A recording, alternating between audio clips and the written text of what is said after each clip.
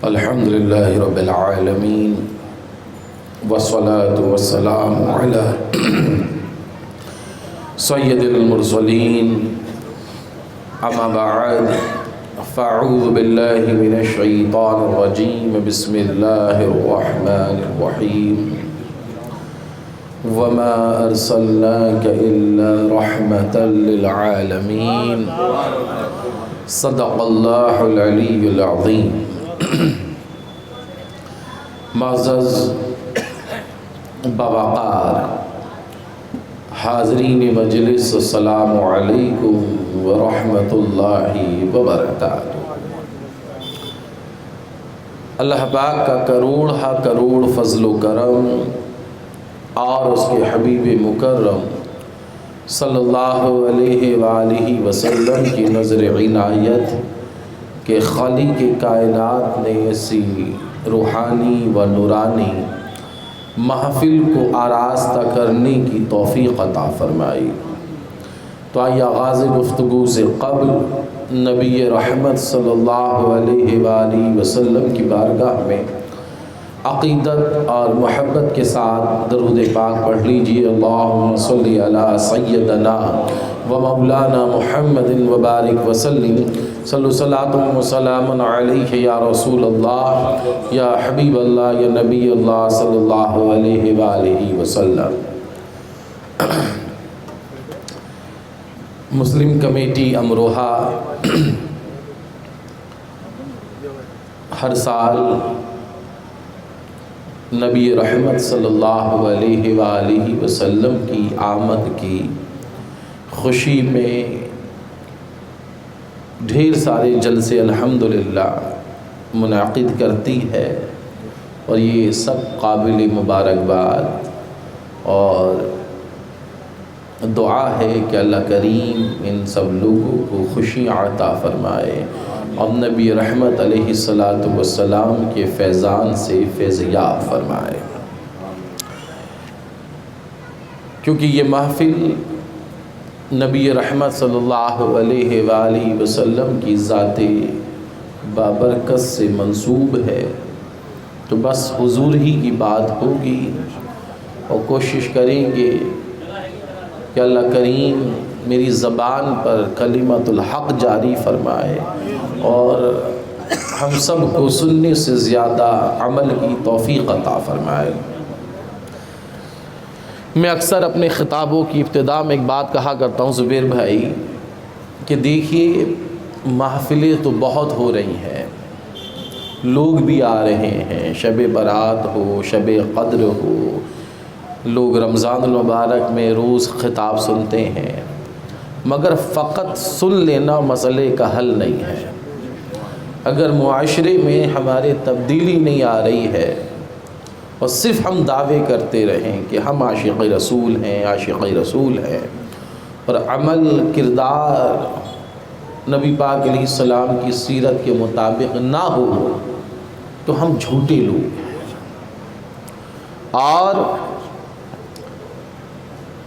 میں یہ بھی کہا کرتا ہوں کہ ہم نے کچھ قوالیاں سنی، کچھ شاعروں کے اشعار سنے، تو ہم نے ذہن میں یہ بیٹھا لیا کہ وہ جو شاعر بات کر رہا ہے، وہ جس عاشق کی بات کر رہا ہے، وہ شاید ہم ہی ہیں، اور پھر جنت میں حضرت رضوان ہمارا ویلکم کر رہے ہوں گے، حشر کے میدان میں کہا جائے گا آئیے آئیے آپ بیٹھیے، آپ تو بڑے عاشق رسول تھے۔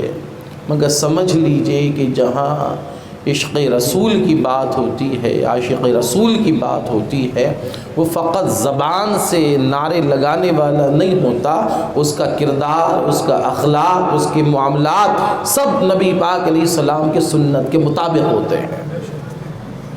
ورنہ ہم یہ سوچیں کہ جو چاہے کریں، صرف نعرے لگا لیں، جلسے کر لیں، قوالی سن لیں، نعتیں سن لیں، عشق مصطفیٰ کا حق ادا ہو گیا، نہ، اس سے بات نہیں بنے گی۔ عمل ضروری ہے۔ باقی وہ چاہے تو وہ نقطہ نواز ہے، وہ بلا حساب و کتاب بھی بخش سکتا ہے، مگر ذہن میں رہے کہ اس کی طاقت، اس کی قدرت تو یہ ہے کہ قیامت کے دن ذہن میں رکھیے گا کہ اللہ کی جو طاقت ہے اس نے بتایا کہ میں بنا ماں باپ کے حضرت آدم کو پیدا کر سکتا ہوں، میں بنا باپ کے حضرت عیسیٰ کو پیدا کر سکتا ہوں، مگر یہ میرا نظام نہیں ہے، یہ میرا سسٹم نہیں ہے۔ باقی جو اولادیں ہوں گی، نسلیں چلیں گی، وہ سسٹمیٹک ہوگا۔ ایسے ہی اللہ جسے چاہے گا معاف کر دے گا، مگر ہر بے عمل جو ہے وہ جنت و جنت الفردوس میں حضور کے قدموں میں بیٹھا ہو، یہ لازم و ضروری نہیں ہے، وہ تو جسے چاہے گا۔ تو ہر بندے کو اپنے اعمال کے مطابق اپنا محاسبہ کر لینا چاہیے کہ اللہ کی بارگاہ میں کیا لکھے جائیں گے اور نبی رحمت علیہ السلام کو کیا منہ دکھائیں گے۔ اور میں نے جس آیت طیبہ کی تلاوت کا شرف حاصل کیا اس میں خالق کائنات ارشاد فرما رہا ہے وَمَا أَرْسَلْنَاكَ إِلَّا رَحْمَةً لِلْعَالَمِينَ، کہ میں نے جو حبیب کو بھیجا ہے وہ رحمت بنا کر بھیجا ہے، اور حضور سراپا رحمت ہے، کسی ایک طبقے کے لیے نہیں، کسی ایک جماعت کے لیے نہیں، ہر ایک کے لیے رحمت ہے۔ اور ایسی رحمت کہ کائنات میں بڑے بڑے لوگوں کا تذکرہ آپ کو ملے گا کہ وہ بڑا رحم کرنے والا تھا، بڑا کرم کرنے والا تھا، مگر اس کا کہیں نہ کہیں ایک دائرہ ہے اور وہ وہاں اس کی کرم نوازیاں ختم ہو جاتی ہیں۔ مگر حضور علیہ السلام کی کرم نوازی جب سے ہے کہ جب دنیا میں تشریف لائے تو ہم پر کرم فرماتے ہوئے آ رہے ہیں، ہم پر رحمت نچھاور کرتے ہوئے آ رہے ہیں، رب حبلی امتی کی صدائے بلند کرتے ہوئے آ رہے ہیں۔ اس سے بڑھ کر رحمت کیا ہوگی کہ کوئی رحمت برسائے، کرم کرتا ہے، کسی پر احسان کرتا تو وہ سامنے والے کو دیکھتا ہے کہ اس نے میرے ساتھ یہ کیا تو چلو میں بھی کرم کر دوں، میں بھی اسے نواز دوں۔ مگر حضور کی ذات یہ ہے کہ آپ تاریخ اٹھا کے پڑھیے کہ جب نبی پاک علیہ السلام دنیا میں تشریف لا رہے ہیں تو لبہائے مبارک جنبش کر رہے ہیں، کان لگا کر سنا گیا تو رب حبلی امتی کی صدا آ رہی ہے کہ باری تعالیٰ میری امت کو میرے حوالے فرما دے۔ یہ تو ابتدا ہو گئی۔ اب ظاہری طور پر جب دنیا سے تشریف لے جا رہے ہیں تو حضرت عباس اور مولا کائنات فرماتے ہیں کہ جب آخری غسل دے دیا تو جی نے چاہا کہ ایک بار اور حضور کے چہرے کو تک لے، ایک بار اور حضور کو دیکھ لے۔ کہا کہ جب چہرے مبارک سے کپڑا ہٹایا اور حضور علیہ السلام کو دیکھا تو لبہائے مبارک جنبش کر رہے ہیں، کان لگا کر سنا، پھر وہی صدا ہے کہ باری تعالیٰ میری امت کو میرے حوالے کر دے۔ ہماری اوقات، ہماری حیثیت نہیں، اس سراپا کیونکہ وہ رحمت ہے تو ہم گناہ گاروں کو وہ نبھا رہے ہیں، ہم گناہ گاروں کو وہ یاد کر رہے ہیں، اور ایسی رحمت بن کر آئے کہ اس زمانے میں آئے کہ جب بچیوں کو زندہ دفنایا جا رہا تھا، ایک دوسرے پر ظلم و زیادتی کی انتہا تھی، مگر جب حضور علیہ السلام دنیا میں تشریف لائے تو ہر ایک کو اس کا مقام عطا کیا، جس کا جو منصب تھا وہ عطا کیا، اور صرف کہا نہیں بلکہ کر کے دکھایا۔ جب ہم حضرت فاطمہ کی سیرت بیان کرتے ہیں تو ایک حدیث ہم ہر مسلمان میں سمجھتا ہوں اس نے سنی ہوگی کہ حضور نے فرمایا کہ فاطمہ میری جگر کا ٹکڑا ہے، فاطمہ میرا ٹکڑا ہے۔ تو خورشید بھائی یہ بات بظاہر چھوٹی سی ہے کہ حضرت فاطمہ کی فضیلت بیان ہو رہی ہے، مگر اس کو دوسرے انداز سے سوچئے کہ اللہ کے نبی کس زمانے میں کہہ رہے ہیں کہ لوگوں تمہاری یہاں بچیاں پیدا ہوتی ہیں تو تم منہ چھپائے پھرتے ہو، تمہاری یہاں بیٹیاں آتی ہیں تو تم اسے زندہ دفنا دیتے ہو، تمہاری یہاں بیٹی آئے تو تمہارے اندر گھبراہٹ ہو جاتی ہے۔ میں محمد اپنی بیٹی کے لیے کہہ رہا ہوں کہ فاطمہ میرا ٹکڑا ہے، تم دفناتے ہو۔ میرا حال یہ ہے کہ جب فاطمہ تشریف لاتی ہے تو محبت سے میں کھڑا ہو جاتا ہوں، میں اس کی پیشانی کو بوسہ دیتا ہوں، کیونکہ حضور تو رحمت ہے، صرف کہا نہیں ہے کر کے دکھایا ہے۔ اور نبی رحمت علیہ السلام کی رحمت کو ہم نے محدود کر دیا، ہم نے سوچا کہ وہ فقط اپنے تک محدود رکھو، جبکہ اللہ فرما رہا ہے میں نے تو تمام جہانوں کے لیے، تمام عالموں کے لیے رحمت بنا کر بھیجا ہے۔ مگر سوال یہ کہ جو وہ رحمت بن کر آئے، ان کی رحمت کی خبر لوگوں کو ہوگی کیسے؟ وہ تو میری اور آپ کی ذمہ داری ہے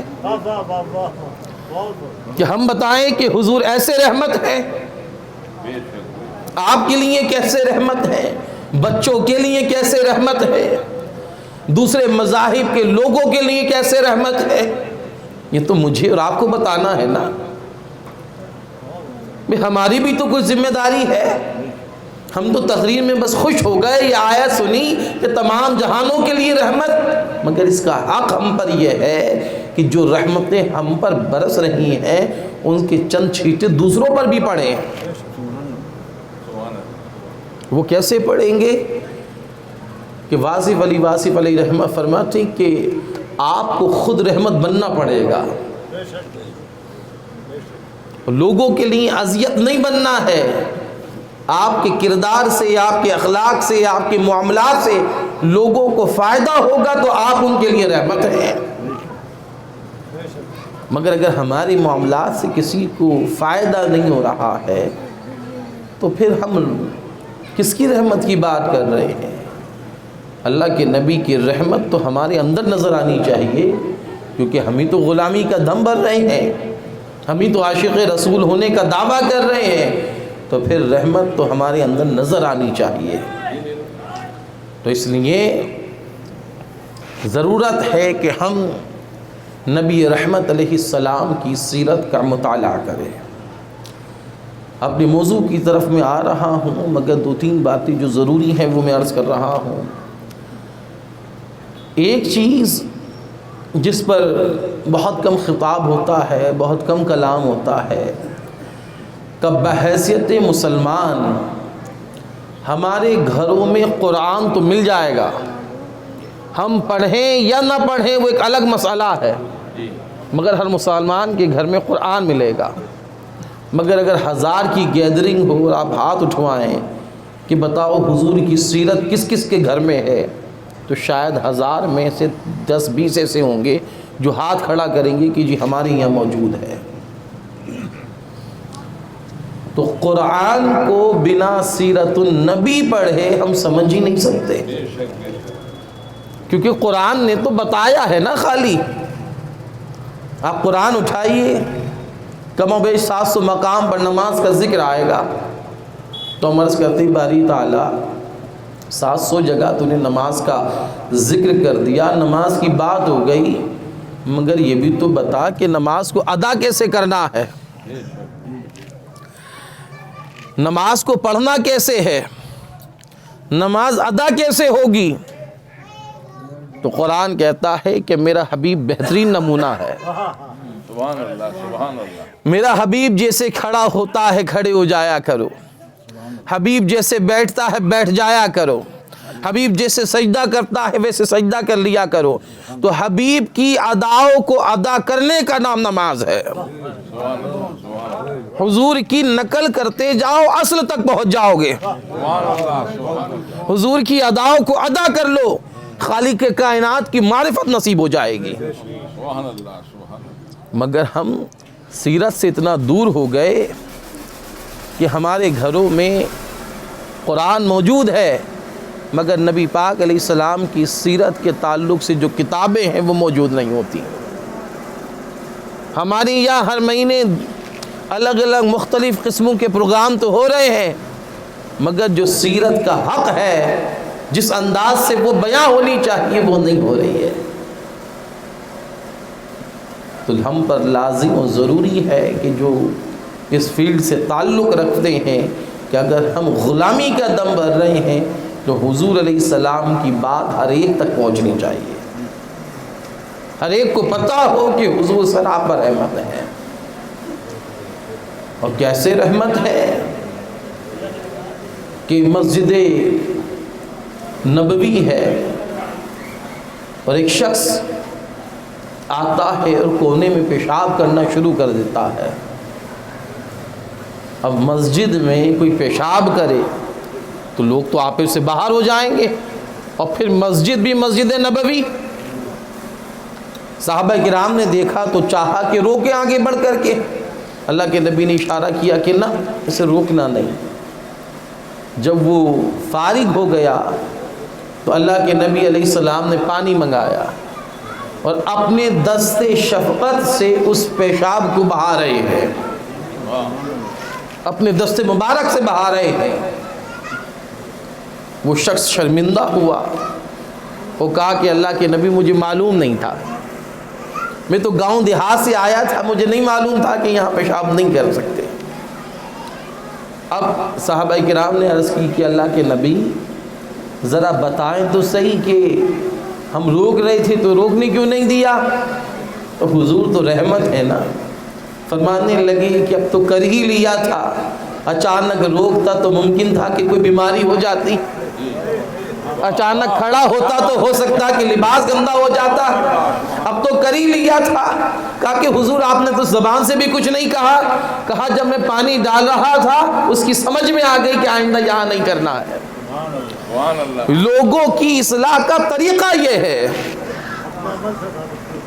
اپنے عمل سے کیجئے آپ۔ آج ہمارا حال یہ کہ مسجد میں نوجوان کم ہو گئے، میں بار بار تقریروں میں یہ بات کہتا ہوں، کس وجہ سے؟ کہ ہمارے اندر سے نرمی ختم ہو گئی۔ کسی کا موبائل بول جائے، وہ روزانہ موبائل چلاتا بھی ہے، بند بھی کرتا ہے، مگر اب اس سے بند نہیں ہوتا، چند سیکنڈ کے بعد دوبارہ بول جائے گا، کیوں؟ وہ ہوپلیس ہو جاتا ہے، اسے معلوم ہے کہ سلام پھیرنے کے بعد مجھے کتنا ذلیل کیا جائے گا، سارے لوگوں کی نظریں میری جانب ہوں گی اور مجھے نہ جانے کیا کیا سنایا جائے گا، تو وہ پریشان ہو جاتا ہے، جس کی وجہ سے اس کی انگلیاں بھی ڈھنگ سے کام نہیں کرتی۔ جبکہ کوئی مسلمان کیا جان بوجھ کر چاہے گا کہ موبائل مسجد میں بولے؟ اچانک بول گیا تو بول گیا۔ اب آپ اتنے بڑے تو ایسے ہیں نہیں ہم نمازی کہ ہم جب نماز پڑھتے ہیں تو خالق کے کائنات کو سامنے پاتے ہوں کہ خلل پڑ گئی۔ حال تو یہ کہ جب نماز پڑھ رہے ہوتے ہیں تو ہمارا سارا حساب و کتاب اسی میں چل رہا ہوتا ہے، مگر ہمیں کسی کو ذلیل کرنے کا بہانہ چاہیے ہوتا ہے۔ ہمارے یہاں برا حال یہ ہے کہ کوئی ہاف ٹی شرٹ میں آ گیا، جینس میں آ گیا، بولے ہو انگریز کی اولاد ہو رہا ہے۔ ارے بھائی، یہ کرتے پاجامے، یہ عمامے، یہ بعد کی چیزیں ہیں، پہلے مسجد میں آنے تو دیجئے۔ آپ یہ چاہتے ہیں کہ پہلی بار میں جو ہے وہ ولایت کے سارے درجے پا جائے؟ اور جو ہاف ٹی شرٹ میں آیا، جنس میں آیا، یہ اس چقطہ مقطع داڑھی والے سے لاکھ گنا بہتر ہے جو نماز کے اوقات میں چائے کی ہوٹل پر بیٹھا ہے، اپنے کام میں لگا ہوا ہے۔ اس لیے کہ ہو سکتا ہے چند دنوں کے بعد اس کے دل کے حالات بدل جائیں، مگر پورا لباس بدل گیا، مگر تیرے حالات نہیں بدلے۔ بھئی دل کا معاملہ تو اللہ ہی جانتا ہے، کس کے سجدے قبول ہوں گے، کس کے نہیں ہوں گے، مگر حضور تو سراپا رحمت ہے، پیشاب کر دیا مگر ڈانٹا نہیں، ذلیل نہیں کیا۔ اور آگے چلے کہ ایک شخص مکہ کا رہنے والا ہے،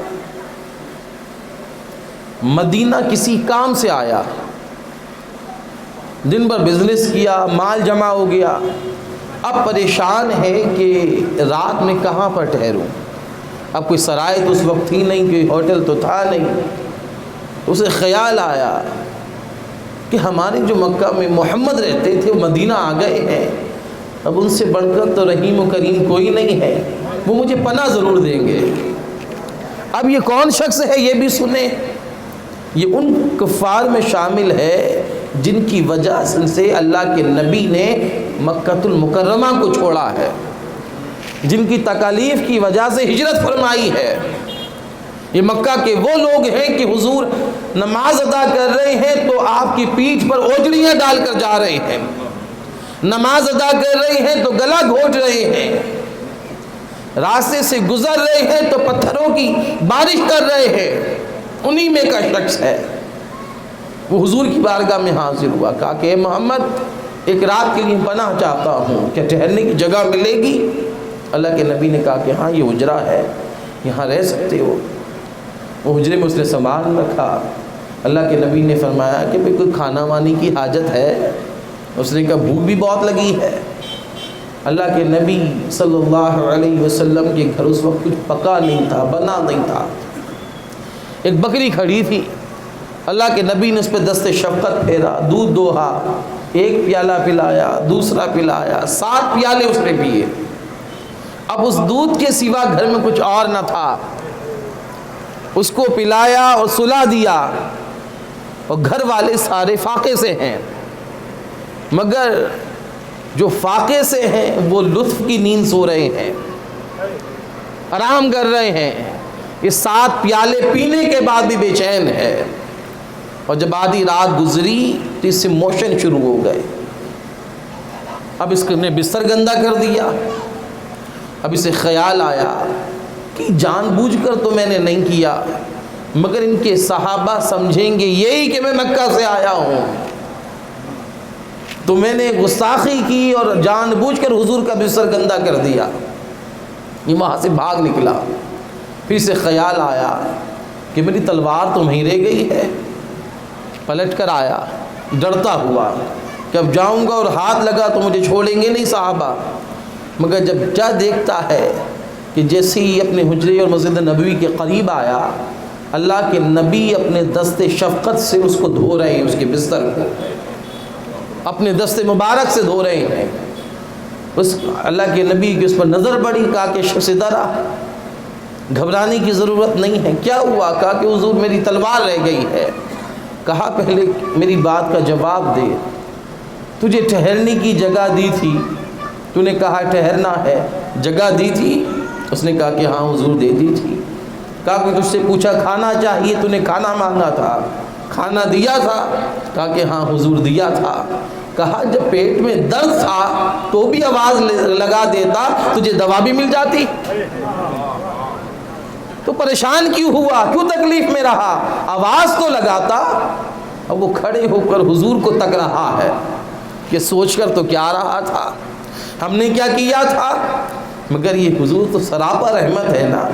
اب اس نے کیا کہا کہ محمد تو بہت کہہ لیا، اب محمد رسول اللہ کہنا چاہتا، اب محمد رسول اللہ کہنا چاہتا. کلمہ پڑھا، دائرہ اسلام میں داخل ہوا. اب حضور نے نہ کوئی خطاب کیا، نہ کوئی تقریر کی ہے، نہ دین کی دعوت دی ہے، صرف حضور کا اخلاق ہے، عمل دکھایا ہے. کیونکہ حضور تو رحمت ہے نا. اگر صحابہ سے کہتے کہ اسے پٹائی کر دو، اسے پکڑ کے لے آؤ، تو اسے تو زحمت ہوتی.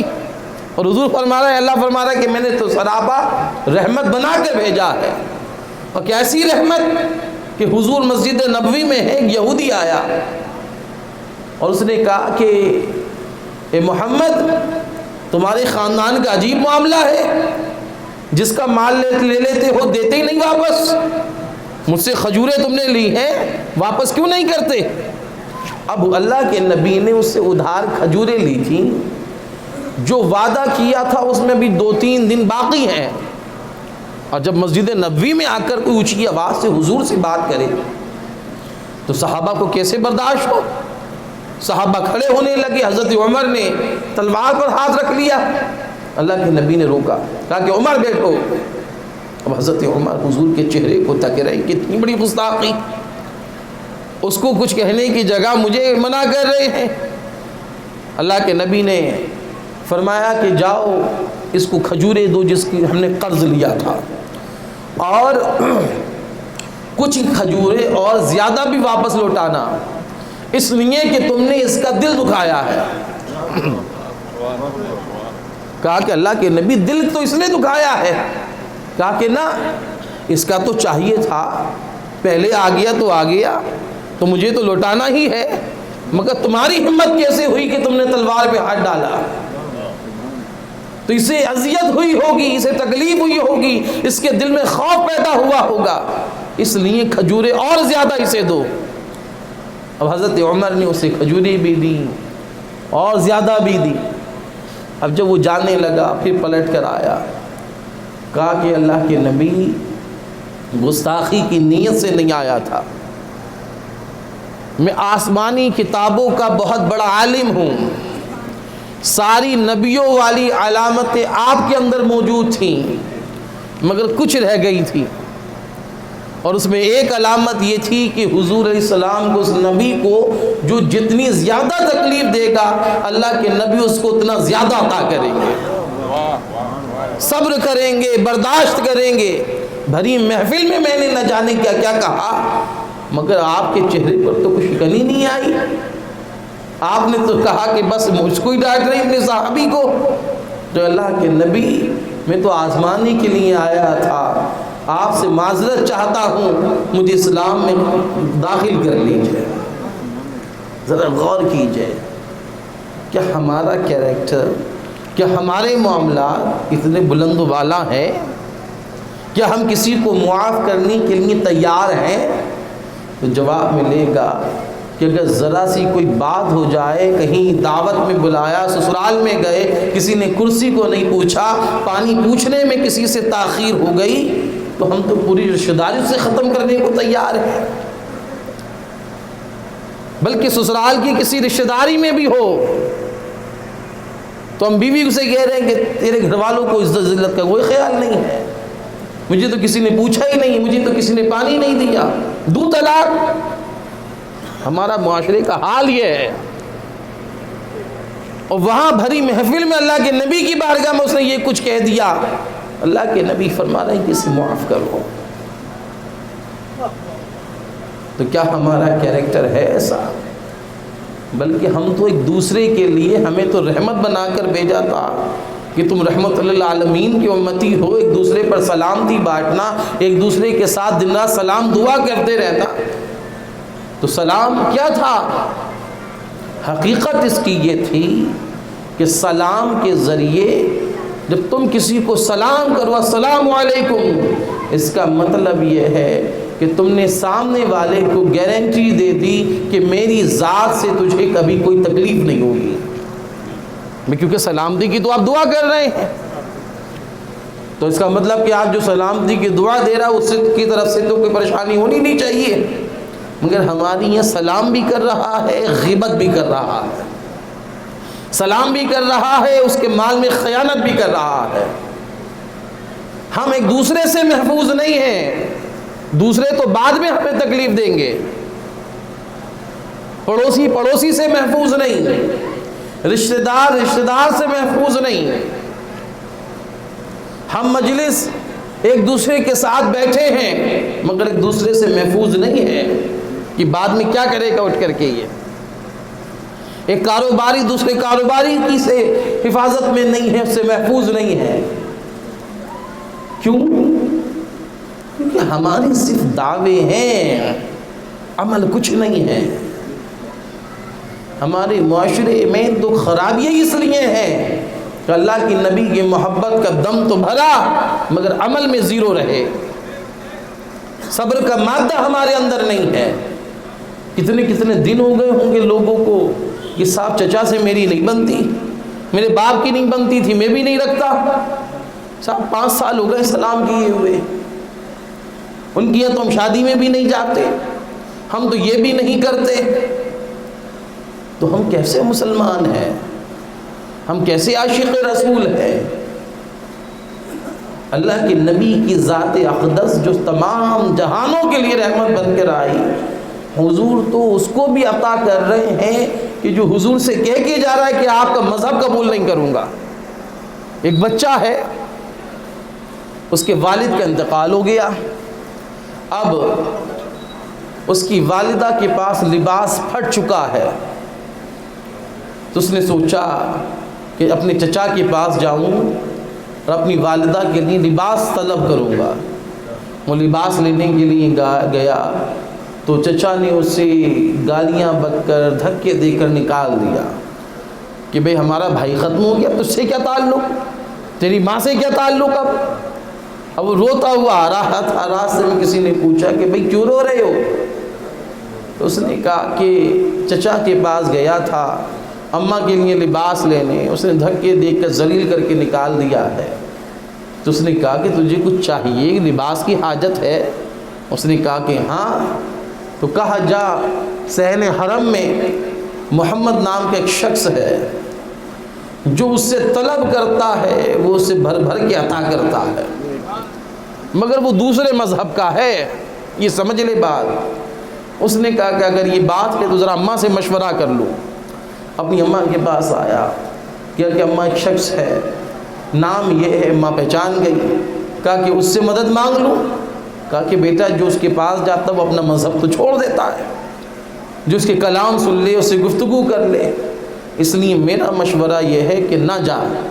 اس نے کہا اماں مجھے جانے دے، میں اپنے دین سے، اپنے دھرم سے بے وفائی نہیں کروں گا، مگر تیرا لباس جو پھٹا ہوا ہے یہ مجھ سے نہیں دیکھا جا رہا۔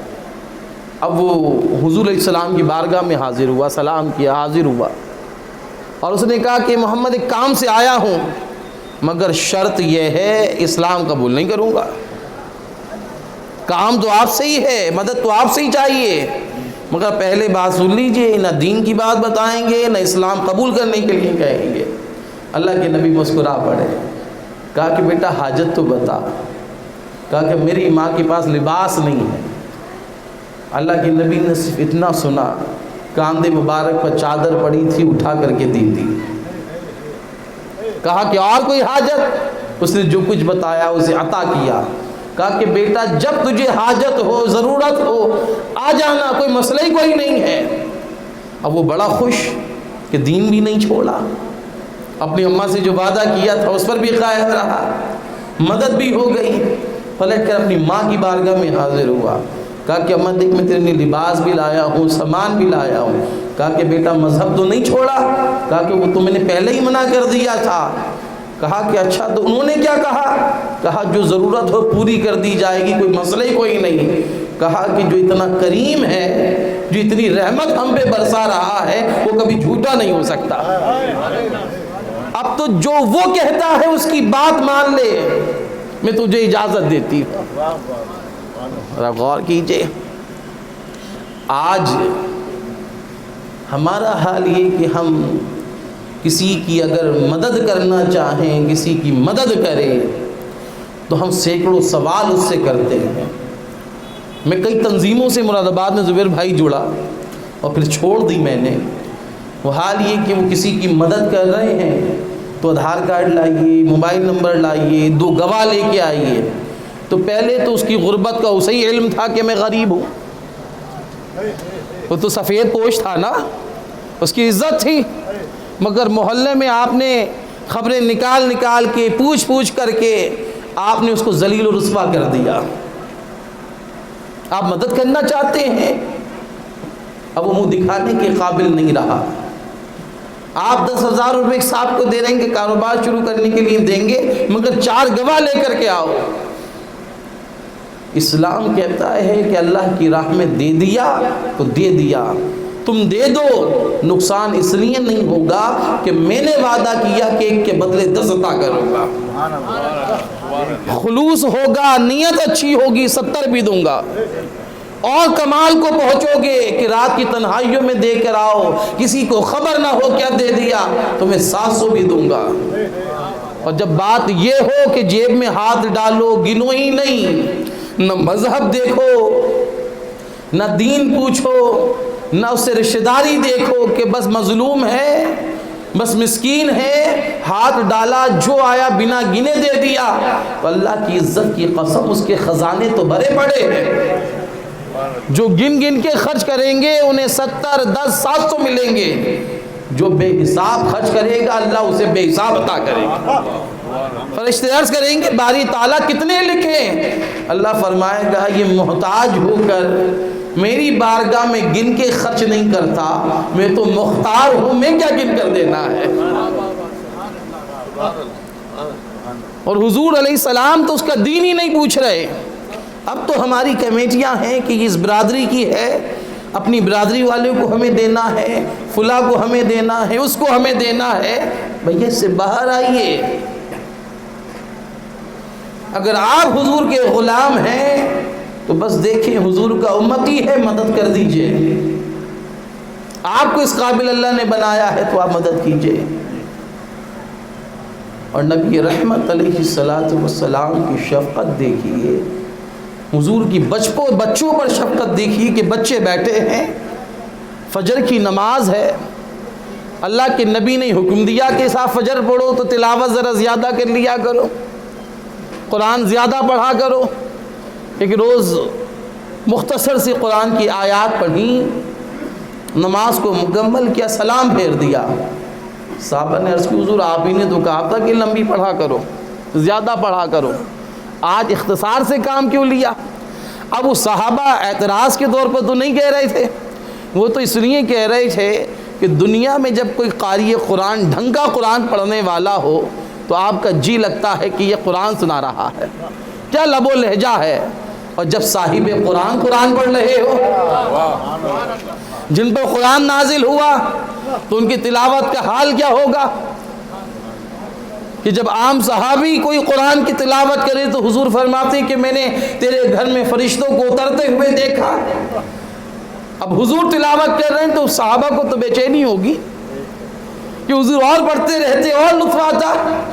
اللہ کے نبی نے ارشاد فرمایا کہ بات یہ تھی کہ ایک بچے کی رونے کی آواز مجھے آ رہی تھی، اس کی ماں بھی میرے پیچھے نماز ادا کر رہی تھی، تو ماں کو اذیت ہوگی اس وجہ سے نماز کو میں نے چھوٹا کر دیا ہے۔ نماز کو اس لیے چھوٹا کر دیا کہ کسی کو اذیت نہ ہو۔ اور آج ہم کتنوں کو اذیت دے رہے ہیں، فکر وہ بھی کوئی بھی نہیں ہے، پرواہ کچھ بھی نہیں ہے کہ کس کو ہم نے تکلیف دے دی اپنی ذات سے۔ اور پھر ہم کہہ رہے ہیں کہ معلوم نہیں کون سا گناہ ہو گیا، معلوم نہیں کون سی خطا ہو گئی کہ مسلمان پٹ رہے ہیں، ہر جگہ ذلیل ہو رہے ہیں۔ تو مجھے تو واصف علی واصف کی ایک بات بڑی اچھی لگتی ہے، دل کو چھوتی ہے۔ آپ فرماتے ہیں کہ اس وقت مسلمانوں کا حال یہ ہے کہ دنیا میں اس لیے پٹ رہے ہیں کہ مسلمان ہیں، دنیا میں ہم اس لیے پٹ رہے ہیں کہ مسلمان ہیں، اور قبر و قیامت میں اس لیے پٹیں گے کہ بھئی تم مسلمان کب تھے؟ نہ یہاں چین ملے گی نہ وہاں ملے گی، کیونکہ یہاں ظاہر تو مسلمانوں والا ہے مگر کردار تو مسلمانوں والا نہیں ہے نا۔ تو کہا کہ یہاں تو اس لیے پٹ رہے ہیں کہ مسلمان ہیں، ادھر خالق کے کائنات فرمائے گا کہ تم مسلمان تھے کب؟ مثال دی، کہا کہ مسلمانوں کی کسی محلے میں جا کر دیکھو، کوڑے کے انبار لگے ہوں گے، تو میں سوچتا ہوں کہ اللہ کے نبی نے ارشاد فرمایا کہ صفائی آدھا ایمان ہے، تو آدھا ایمان تو یہاں ختم ہو گیا۔ دوسرے چوراہے پر پہنچا تو بچے ماں بہن کی گالیاں دے رہے ہیں، حضور نے فرمایا کہ حیا آدھا ایمان ہے، حیا یہاں ختم ہو گئی، تو بچا کیا ہے؟ بچا کیا ہے؟ اور حضور علیہ السلام سراپا رحمت بن کر آئے، مگر ہم لوگوں کے لیے سراپا زحمت ہے۔ ایک بزرگ کی بارگاہ میں ان کا مرید حاضر ہوا اور اس نے عرض کی کہ حضور میرا کاروبار میں جو ہے وہ برکت ختم ہو گئی، کام نہیں چل رہا۔ تو اس سے کہا کہ بھئی کیا معاملہ ہے؟ کہا کہ حضور سمجھ نہیں آ رہا، نماز بھی پڑھتا ہوں، تہجد بھی پڑھتا ہوں، اور آپ تو میرے حال سے واقف ہے کہ کتنے عمل ہیں میرے۔ کہا کہ ٹھیک تیرے گھر آئیں گے پھر دیکھیں گے کیا دقت ہے۔ اب ایک روز ٹائم ڈیٹ فکس ہو گئی، وہ بزرگ اس کے گھر کی جانب چلے تو جیسے ہی سامنے مکان اس کا نظر آیا کہا کہ بھئی تیرے مسئلے کا حل مل گیا، آپ واپس چلو۔ کہا کہ حضرت یہاں تک آئے تو گھر تک تو آئیے، ابھی تو گھر دیکھا ہی نہیں، آپ نے باہر ہی سے تو دیکھا، اندر آ کے دیکھیے کیا مسئلہ ہے۔ کہا کہ نہ اب تو خانقاہ چل، وہیں جا کر بتاؤں گا۔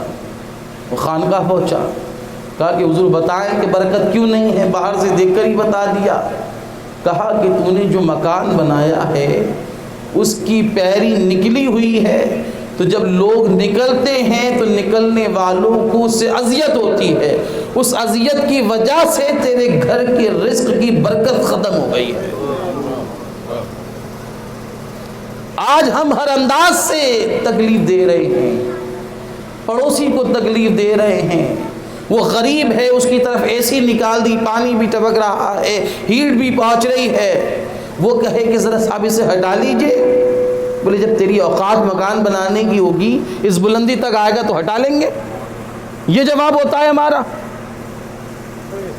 آج ہم کاروں میں بیٹھ کر کے جا رہے ہیں، کوئی ای رکشہ والا سامنے آ جائے، ذرا سا ٹچ ہو جائے، ہم اے سی میں بیٹھے ہیں آرام سے، ایک ٹھیلا کھینچنے والا وزن کھینچ رہا ہے، ہم اس کی تکلیف کو محسوس نہیں کرتے، ہم گاڑی میں بیٹھ کے گالیاں دے رہے ہوتے یہ بھی ہٹتا کیوں نہیں، اور ایک پیچھے سے اسکوٹری پہ آ کے مشورہ دیتا یار یہ رکشہ تو بند ہی ہونی چاہیے، ان غریبوں کا خیال کون رکھے گا، ان کے بچوں کو کون پالے گا، تو نے تو زبان سے کہہ دیا کہ یہ ختم کر دو اور وہ ختم کر دو، کسی کی تو پوری زندگی بسر اس پر ہو رہی ہے، ہمیں زیادہ سے زیادہ کیا ہوگا 5-10 منٹ لیٹ ہی تو پہنچ جائیں گے، مگر ہمارے رویوں سے ہمارے لہجوں سے جو ان لوگوں کے دل دکھتے ہیں اس کا جواب کون دے گا۔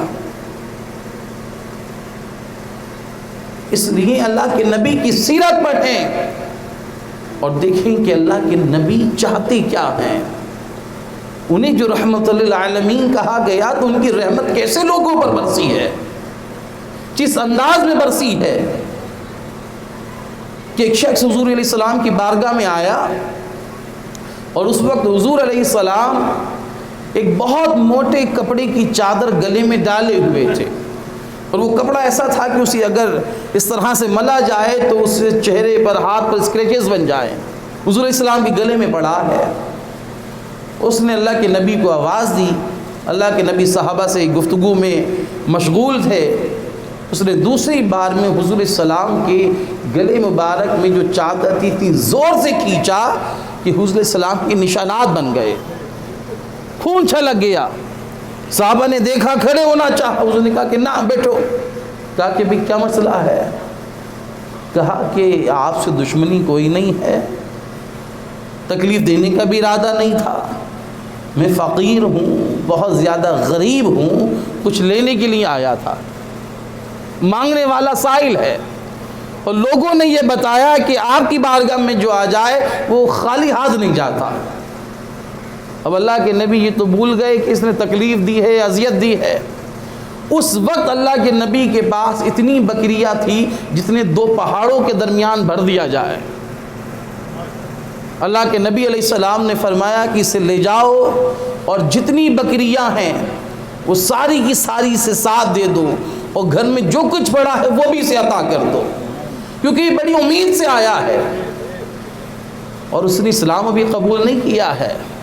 حضور نے عطا کر دی، وہ سارا مال لے کر جب اپنے قبیلے پہنچا تو لوگوں نے پوچھا کہ کہاں سے ملا، کہا کہ ایک محمد نام کا ایک شخص ہے جو یہ خدا کی بات کرتا ہے، اس کے آگے دامن پھیلا دیا تھا، اس نے اتنا بھر بھر کے عطا کیا۔ سارے قبیلے والوں نے کہا کہ جب وہ اتنا عطا کرنے والا ہے تو وہ جھوٹ نہیں بولتا ہوگا۔ پورا قبیلہ جمع ہوا، حضور کی بارگاہ میں حاضر ہو کے دائرہ اسلام میں داخل ہوا۔ اب حضور سے مانگنے والے کا بیہیویئر یہ ہے کہ وہ ایسے کھینچ رہا کہ حضور کو اذیت ہے۔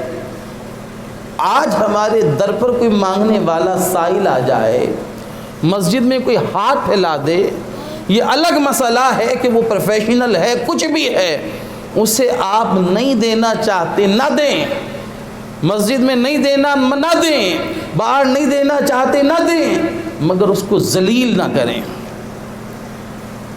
ہم اس کو مشورے دے رہے ہوتے ہیں، ہم گریبانوں میں ہاتھ ڈال دیتے ہیں کہ سالے تو کام کیوں نہیں کرتا، بدبخت تو ہمارے یہاں یہ کر لے یہ کر لے، 10 باتیں ہم اسے بتاتے ہیں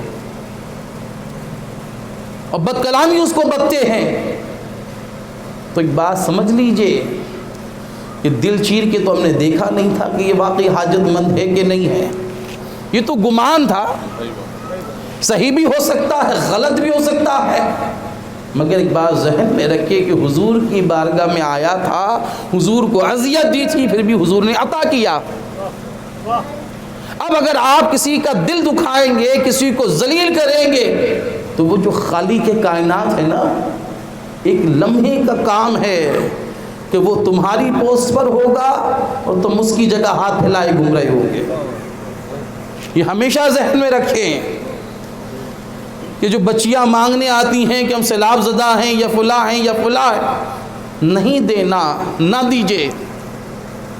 آپ کو دل نہیں جم رہا نہ دیں، مگر آپ کو ذلیل کرنے کا حق کسی کو حاصل نہیں ہے۔ اگر اس میں کوئی بھی حق پر ہوئی، مظلوم ہوئی، اور اس نے صرف نگاہ اٹھا کے دیکھ لیا نا، اور حضور اس کی بارگاہ میں استغاثہ پیش کر دیا کہ حضور جیسی بھی ہوں تو آپ کی امتی نا، کہ دوسرے لوگوں کا رویہ میرے ساتھ کیا ہو رہا ہے، باری تعالیٰ میں بھی تو تیری بندی ہوں نا، تو نے ان کو عطا کیا یہ کریں گے، اور اس کی رحمت کو جوش آ گیا اس بچی کے لیے اور ہم پر غضب آ گیا۔ تو ایک منٹوں کا کھیل ہے کہ بانٹنے والے ان کی بچیاں، ان کی بیٹیاں، بیویاں اسی لائنوں میں لگی ہوں گی جہاں وہ لگی تھی۔ کوئی اس گمان میں نہ رہے کہ ہم ختم نہیں ہو سکتے، ہمارا مال کبھی ختم نہیں ہو سکتا۔ بڑے بڑے لوگ اس گمان میں تھے کہ ہمارا کچھ نہیں ہو سکتا، مگر جو کن فیکن کر کے کائنات کو بنا سکتا ہے، کسی ایک بندے کی اس کی بگاڑنے میں کیا مسئلہ ہے؟ وہ ایک سور پھونکنے سے ساری کائنات کو ختم کروا سکتا ہے مخلوق کے ہاتھ، تو پھر وہ تو مالک کے کائنات ہے، وہ تو خالق کے کائنات ہے۔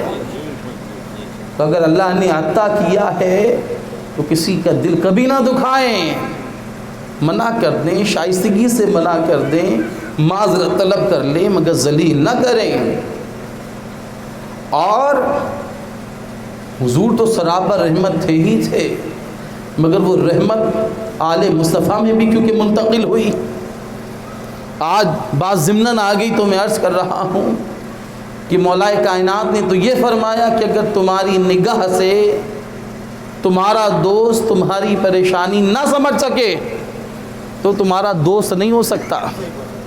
اگر تمہیں ہاتھ پھیلانے پڑنے پڑیں کہ صاحب وہ میری بچہ اسپتال میں ہے، وہ جانتا ہے کہ آپ 500 روپے روز کی مزدور ہیں، اس کو یہ بھی معلوم ہے کہ آپ کے خرچے کتنے ہیں، اب اسے یہ بھی معلوم ہے اچانک کہ آپ کو 20-25 ہزار کا ہسپتال کا جو ہے وہ بل بھی تمہیں ملنا ہے، پھر وہ اس انتظار میں رہے کہ آپ ہاتھ پھیلائیں، آپ کہیں تو وہ مدد کرے، تو وہ آپ کا دوست نہیں ہو سکتا، کیونکہ وہ اپنے آپ کو اپ گریڈ دکھانے کے لیے، بڑھ چڑھ کر دکھانے کے لیے وہ چاہتا کہ آپ ہاتھ پھیلائے ہیں۔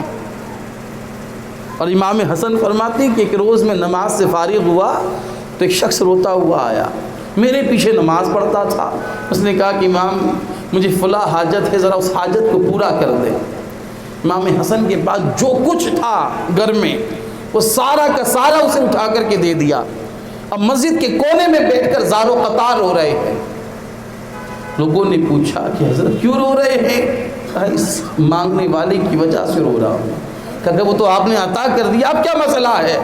کہا میں اس لیے رو رہا ہوں کہ یہ میرے پیچھے نماز پڑھتا ہے، اس کے چہرے پر میری نظر بھی جاتی ہے تو اس کی پریشانی کو میں نے سمجھا کیوں نہیں، اسے مانگنے کی ضرورت کیوں پڑی، اسے مانگنے کی حاجت کیوں ہوئی، وہ تو مجھے پہلے سے عطا کرنا تھا۔ آج ہم چاہتے ہیں کہ سامنے والا ہاتھ پھیلائے تو اسے عطا کرے، اور حضور علیہ السلام کی بارگاہ وہ ہے کہ جو آ جائے حضور علیہ السلام اس کی نگاہوں سے اس کی پریشانی کو سمجھ لیتے ہیں کہ یہ اس کام کے لیے آیا ہے۔ عطا بھی کرتے ہیں، نوازتے بھی ہیں، احسان بھی نہیں جتاتے۔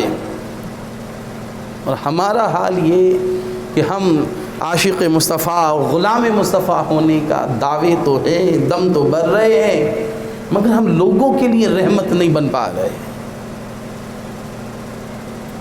میں کہا کرتا ہوں کہ یہ جلوس، یہ جلسے، یہ سب کچھ ٹھیک ہے، کریے، خوب کریے۔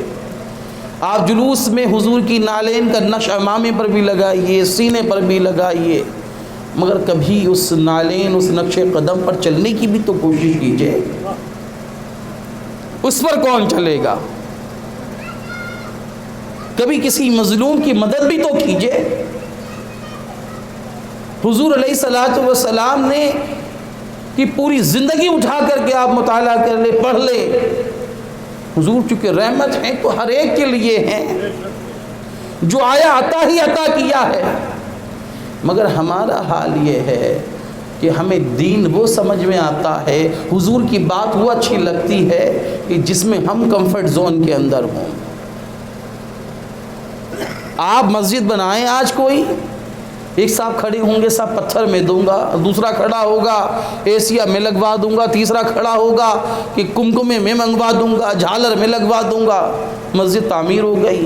مگر اسی محلے کے اندر مسجد کے جسٹ برابر میں کوئی ترپال ڈال کے زندگی بسر کر رہا ہے، کوئی کھپریل میں بسر کر رہا ہے، پانی برستا ہے تو اس کے گھر کے اندر وہی حال ہوتا ہے جو باہر ہوتا ہے۔ آپ محلے میں اللہ کی عزت کی قسم اعلان کر کے دیکھیے، کس کا لنٹر پڑنا ہے، تو جو مسجد پوری تعمیر کرا رہے ہیں نا، وہ 150 کے نوٹ دکھائیں گے، کس کا ٹھیکہ لے رکھا ہے۔ اور امام زین العابدین فرماتے ہیں کہ خالق کا راستہ مخلوق کے دل سے ہو کر کے گزرتا ہے۔ آپ نہیں بنوائیں گے اس کا، آپ اس کے پوچھ کہیں گے کہ صاحب اس کا تو عمل ایسا ہے، اس کے تو کردار ایسا ہے، یہ تو نماز نہیں پڑھتا۔ ارے یار، اس کی جہنم جنت کے ٹھیکیدار میں اور آپ نہیں ہیں۔ ہمیں تو صرف یہ دیکھنا ہے کہ یہ حضور کا امتی ہے، ہمیں تو یہ دیکھنا ہے کہ یہ انسان ہے، کسی بھی مذہب کا ہو۔ اللہ کے نبی علیہ السلام نے فرمایا کہ کتا مر رہا تھا،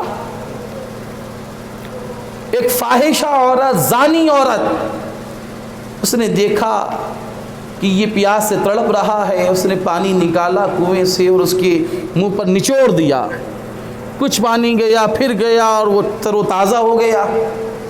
جب اس کا انتقال ہوا، حضور علیہ السلام نے فرمایا کہ خالق کائنات نے اس کو جنت عطا کری۔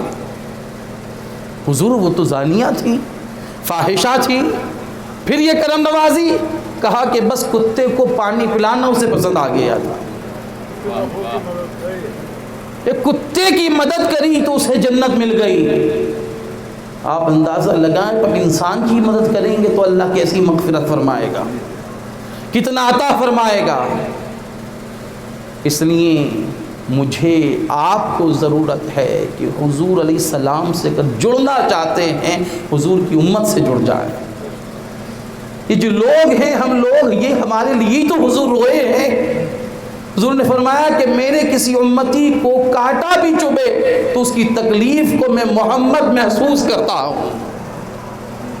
تو جب حضور اس کانٹے کی تکلیف کو، اذیت کو محسوس کر رہے ہیں، تو اگر ہم کسی غریب کو، مسکین کو، مظلوم کو گالیاں دے رہے ہوں گے اور اس کا دل دکھ رہا ہوگا، تو کیا حضور کو اذیت نہ ہوتی ہوگی؟ اگر ہم جاندار ہیں، طاقتور ہیں، کسی کو پیٹ رہے ہیں، تو کیا حضور کو اس سے تکلیف نہ ہوتی ہوگی؟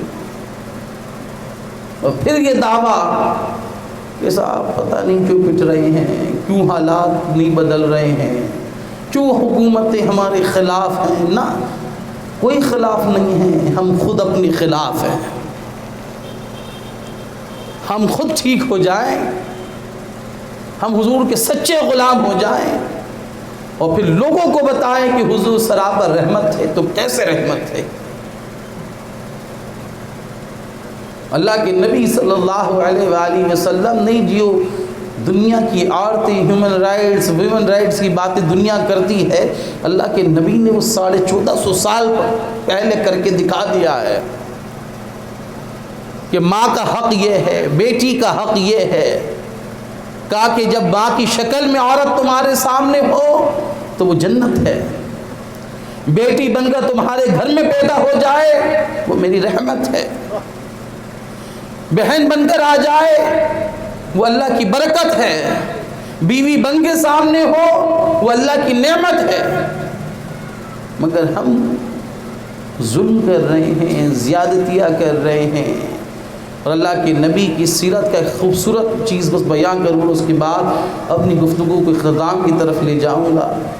اللہ کے نبی نے کثرت کے ساتھ آپ حدیث سنیں گے کہ حضور نے فرمایا کہ بہترین ایمان والا وہ ہے، کامل اور اکمل ایمان والا وہ ہے جو اپنے اہل و عیال کے ساتھ اچھا ہے، اور یہ مجھ پر فضل ہے کہ میں اہل و عیال کے ساتھ میں محمد سب سے اچھا ہوں۔ اب یہ حضور کا دعویٰ ہے، مگر گھر کی بات گھر والی سے بہتر کوئی اور نہیں بتا سکتا۔ اب حضور علیہ السلام سے حضرت عائشہ صدیقہ سے کسی نے پوچھا کہ عائشہ ذرا یہ تو بتائیں کہ حضور کا اخلاق کیا تھا؟ حضرت عائشہ چھوٹ کر جواب دیتی ہیں کہ تو نے قرآن نہیں پڑھا؟ کہ تو نے قرآن نہیں پڑھا؟ کہا کہ قرآن تو پڑھا ہے۔ کہا بس وہی حضور کا اخلاق ہے۔ پہلی وحی نازل ہوئی، حضور گھبرا رہے ہیں، پسینے سے سرابور ہیں، حضرت خدیجہ کے پاس آئے، حضرت خدیجہ کے جملے سنیے۔ حضرت خدیجہ فرماتی ہیں محمد اللہ آپ کو ضائع نہیں کرے گا، آپ پریشانی میں نہیں ڈالے گا۔ کیوں نہیں ڈالے گا؟ اس لیے کہ آپ یتیموں کے، بیواؤں کے، مفلسوں کے مدد کرنے والے ہیں۔ حضور رحمت ہے۔ حضرت انس فرماتے کہ حضور کی نوکری میں کئی سال رہا، حضور کا خدمت گزار تھا، کبھی برتن بھی ٹوٹے، کبھی آواز دی تو جواب بھی نہ دے سکا، بہت سارے معاملات ہوئے، مگر حضور علیہ السلام نے کبھی اونچی آواز میں مجھ سے کلام نہیں کیا۔ غلطی ہو رہی ہے حضور درگزر فرما دیا کرتے تھے، معاف کر دیا کرتے تھے۔ آج اگر ہم اہل ثروت ہیں، آج اگر ہم مالدار ہیں، ہم نوکروں کو ایسے ذلیل کرتے جیسے وہ انسان ہی نہیں ہے۔ کئی دفعہ یہ ہوتا ہے کہ میں تقریر کرتا ہوں تو کئی لوگوں کو ریپیٹیشن لگتی ہے، مگر حال یہ ہے کہ اس معاشرے کی ساری پریشانیاں بتائے بھی کون؟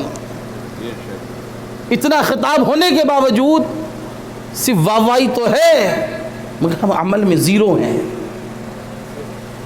ہم اپنے نوکروں کے ساتھ، اپنی لیبر کے ساتھ کیا سلوک کرتے ہیں؟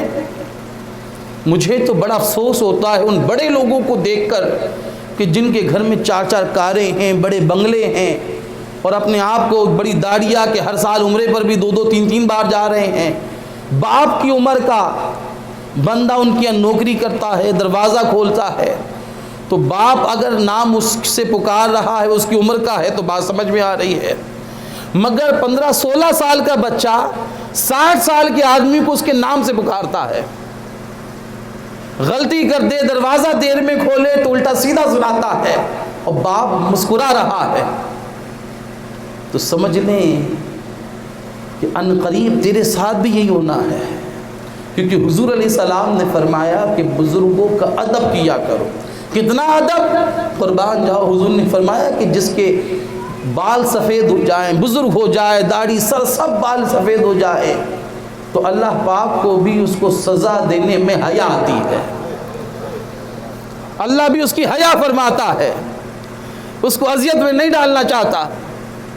اور حضور علیہ السلام نے اپنے بزرگوں کا جو ادب کیا ہے، تاریخ اٹھائے کہ حضور تو سبھی کے لیے رحمت تھے، تو جو بڑی عمر والے تھے ان کے لیے بھی رحمت تھے۔ کیا آپ کی رضائے مائیں جب حضور کو ملی ہیں، حضور محبت سے کھڑے ہو گئے ہیں، ادب سے چادریں بچھا دی ہیں، تعظیم و تکریم کر رہے ہیں، انہیں انعام و اکرام سے نواز رہے ہیں۔ آج ہمارا حال کیا ہے کہ ہم کسی بات پر کوئی بات ہو جائے تو باپ کہہ رہا تو اس سے کچھ کہہ کر نہیں آیا، میں تو خود نپٹ لیتا۔ اب وہ یہ نہیں پوچھ رہا کہ وہ تو اس سے بڑا تھا یا نہ تھا، اس کی عمر کیا تھی۔ مگر ہمارے معاشرے کے اندر یہ ساری خرابیاں موجود ہیں۔ ہم اور آپ آج اس سیرت رسول اکرم کی محفل میں یہاں موجود ہیں، آپ کا آنا، میرا یہاں خطاب کرنا تبھی مقبول مانا جائے گا، تبھی یہ سمجھا جائے گا کہ ہاں ہم نے جو کوشش کی تھی وہ کامیاب ہو گئی، اس میں ہم اپنی زندگی میں تبدیلی لے کر آئے، اور تبدیلی سب سے پہلے اپنے گھر سے آئے گی۔ جو بچے ہیں آج سے عہد کر کے اٹھیں کہ جب گھر میں داخل ہوں گے تو سلام کر کے داخل ہوں گے، جب صبح اسکول جانے لگے، صبح کاروبار پہ جانے لگے، آپ کی عمر 50 سال ہی کی کیوں نہ ہو، اگر والدہ زندہ ہے تو ان کا ہاتھ چوم کر گھر سے باہر نکلنا ہے، باپ کا ہاتھ چوم کے سر پہ رکھوا کر باہر نکلنا ہے۔ یہ کریں گے تو کامیابی آپ کے قدم چومے گی۔ تکبر میں رہیں گے، انا میں رہیں گے، بزرگوں کا ادب نہیں کریں گے، احترام نہیں کریں گے، بڑے بھائی کی قدر و منزلت کو نہیں سمجھیں گے، بہنوں کی تکریم نہیں کریں گے، تو سمجھ لیجئے کہ آج شاید آپ آرام سے جی بھی لیں، مگر عنقریب وہ جو خالق کائنات ہے، وہ جو مالک کائنات ہے، اس کی پکڑ بڑی سخت ترین ہے۔ اس نے 2 فرشتے ہر وقت لگا رکھے ہیں۔ ہم سی سی ٹی وی کیمرے سے ڈر رہے ہیں کہ یار یہاں یہ کام نہ کرو، یہ کیمرہ لگا ہے، یہاں یار یہ ہم سگریٹ پیتے یہاں نہیں پیو کہ کہیں کیمرے میں نہ آ جائیں۔ مگر جب آپ حرام کھا رہے ہوں، آپ زنا کر رہے ہوں، آپ ماں سے اونچی آواز میں بات کر رہے ہوں، تو سمجھ لو کہ سی سی ٹی وی کیمرے نہ صحیح مگر یہ 2 فرشتے ایک ایک حرکت کو لکھ رہے ہیں۔ یہ بھولتے نہیں ہیں، یہ سوتے نہیں ہیں، ہر لمحے کی خبر ان کے پاس ہے، اور اگر ان کے پاس نہ بھی ہو وہ تو سب جانتا ہے، اور اس کو کسی رجسٹر کی بھی ضرورت نہیں ہے۔ وہ تو قیامت میں ان ہاتھوں کو، ان انگلیوں کو، ان آنکھوں کو، اس زبان کو حکم دے گا کہ بتاؤ کیا کیا تھا۔ یہ سب مخالفت پر ہوں گی، سب خلاف بول رہی ہوں گی کہ اس نے یہ کیا تھا، یہ کیا تھا۔ اس لیے معاملات کو بہتر کیجئے، حضور سے اپنا تعلق جوڑیے، کہ جو قوم حضور علیہ السلام سے تعلق کو کمزور کر لے گی وہ فنا ہو جائے گی، ختم ہو جائے گی۔ اور جب تلک آپ کے دل میں، میرے دل میں عشق مصطفیٰ رہے گا، حضور کی محبت رہے گی، حضور کی قدر و منزلت ہمارے ذہنوں میں، دلوں میں بے بس رہے گی، اللہ ہمیں عروج عطا کرے گا۔ تو اپنا تعلق اپنے نبی سے مضبوط کیجئے، درود و سلام کی کثرت کیجئے، حضور کی سیرت پر عمل کیجئے، سنتوں پر عمل کیجئے، تو اللہ تبارک و تعالی ہماری دنیا بھی سنوار دے گا، ہماری آخرت بھی سنوار دے گا۔ اللہ کریم مجھے اور آپ کو سننے سے زیادہ عمل کی توفیق عطا فرمائے۔ کلمہ شہادت پڑھ لیجئے، اشہد ان لا الہ الا اللہ واشہد ان محمد عبدہ ورسولہ۔ السلام علیکم ورحمۃ اللہ وبرکاتہ۔